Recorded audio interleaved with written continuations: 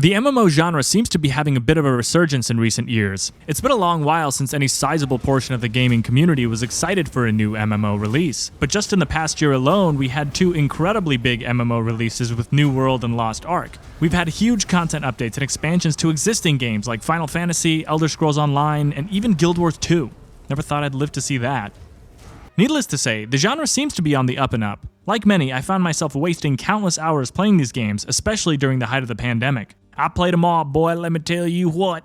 Well, not actually all of them, because there's a ton of them, and I gotta go to work and see my friends and real life stuff, you know? But I played a sizable chunk of what's available on the market today. I've seen the strengths and weaknesses of all these games, and slowly but surely built the perfect MMO in my head. Well, at least the conceptual parts of a hypothetically perfect MMO for me. So I thought I'd make this little video series that breaks down the essential parts of an MMORPG, and analyzes what makes them good and what makes them not so good. Today, I wanted to take a look at questing, the open world, and player interaction. So let's get right into it.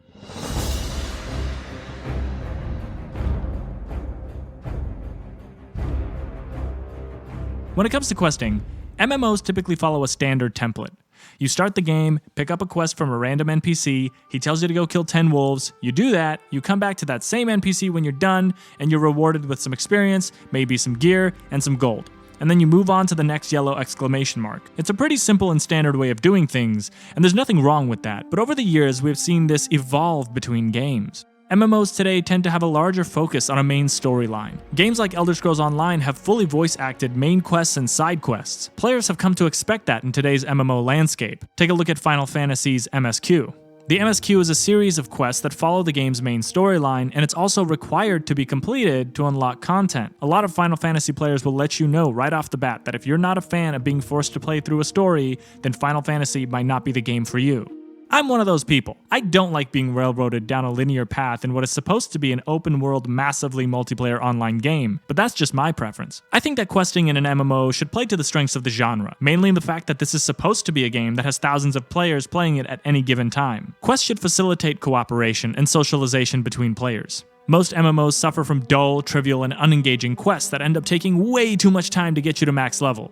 The main problem is that MMO quests are brain dead easy. Like, way too easy. This varies from game to game, but the majority of MMORPG quests are so easy that they honestly become trivial. They're not really there to be a part of the game, but more so a means to an end. See, quests are just there to get you to end game, which is a stupid concept to begin with, but we'll save that topic for another video. The poster child for this issue in MMOs is the Elder Scrolls Online, which is a real shame because ESO has some of the best voice acting in any MMO. See, the Elder Scrolls lore is so rich and a perfect place to create a large-scale game.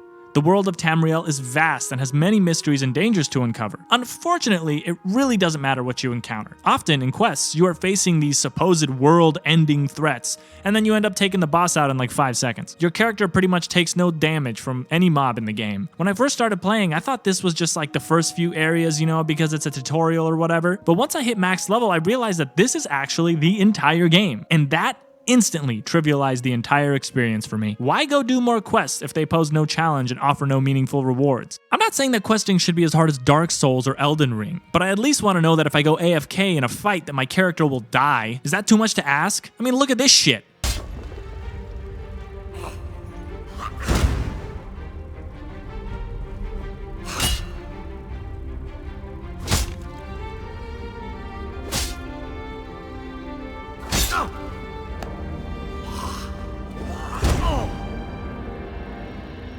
This trivializes everything. My abilities? Don't even need to use them. Who cares? I could just spam my auto attack and win. Character progression? Nah, fuck it. Why would that even matter? It's not like I was ever struggling to do the content before. Tell me, what is the point of buffing my character or drinking a strength potion if the only difference is that I beat the boss 2 seconds faster? Is that really the benchmark for great character progression in an RPG?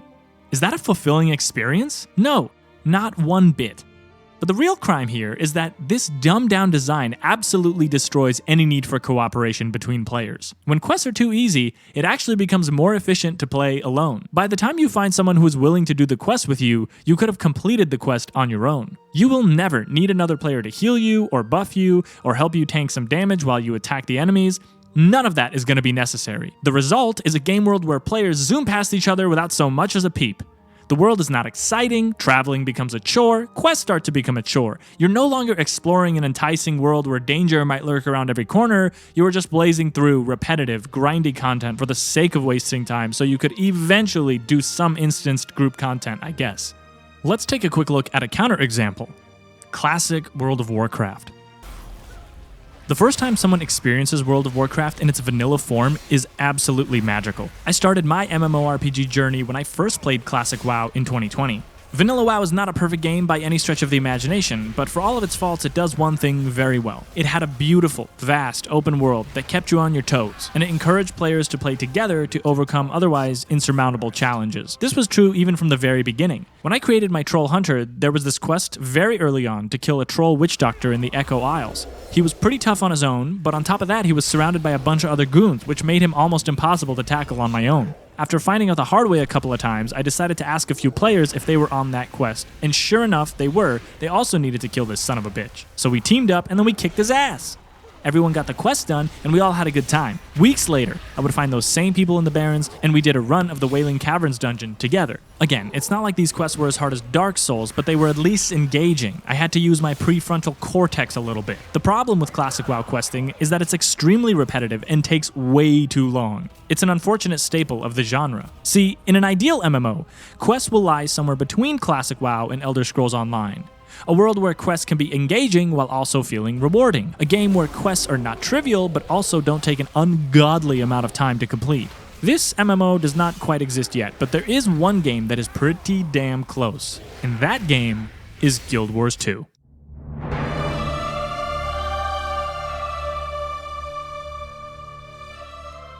Guild Wars 2 was clearly designed from the ground up with the advantages of the MMO genre in mind.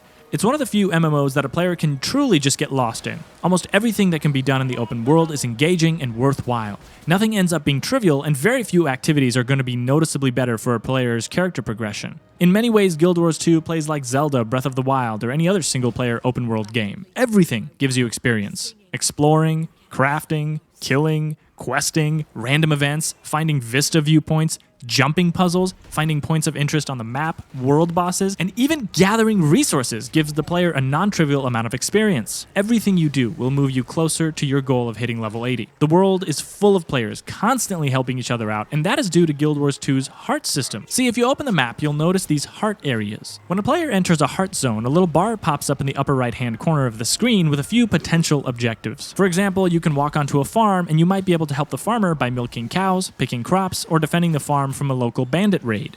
Regardless of what you choose to do, you will fill up that bar and eventually finish the quest. You can do some crop picking, and then the bandits might show up, so you decide to kill them, and all of this is done without ever having to speak to an NPC. You and other players in the game are all essentially on the same quests, and the more players show up and help, the faster things get done. This incentivizes players to cooperate and build their characters efficiently. If you get surrounded by enemies, there's a good chance you might die, but if you do, you will enter a down state, where you can continue to attack the enemy. If you kill an enemy while you're downed, you will bounce back to life. You can also be healed by any character while down, regardless of their class. All those things I just rambled on about work together seamlessly, and honestly, ArenaNet never got the credit they deserved at the time for this system. Back then, the MMO landscape was very different. World of Warcraft was still the clear and dominant game, and other games in the genre were always written off. But now that Blizzard has slowly but surely poisoned their own game, people are starting to notice other MMOs. I think if Guild Wars 2 came out today, it would have been an astounding success. I hope that in the future, MMO releases will see the same level of innovation that ArenaNet displayed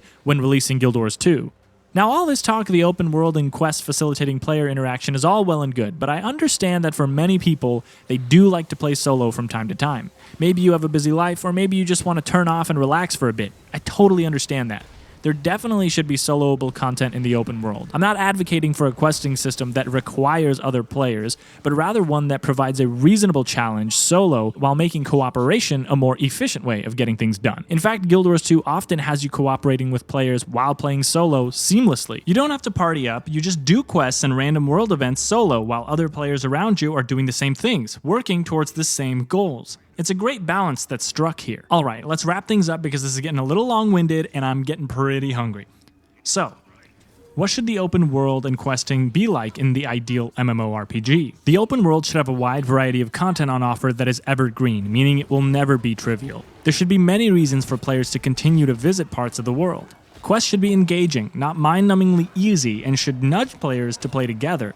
Story content should be optional and not required to unlock any forms of content throughout the game. There should be little to no friction when it comes to the player's ability to play the game with friends and other players. A barrier to entry that requires the completion of 60+ hours of story content solo should never exist in a game genre centered around the cooperation of players. Quests should not take up an ungodly amount of time to do. No more kill 40 mobs and hope they drop that one item you need for this quest. No one wants to do that. There should be more quests available than the player would need to hit max level. This will give players a wide variety of choices when it comes to what quests they take and what zones they play in. I think there's a lot more innovation to be had on the questing front when it comes to MMORPGs. New MMO games should strive to shake the tried and true formula up a little bit, because while the template of old MMO questing worked for a very long while, it's definitely gotten stale at this point.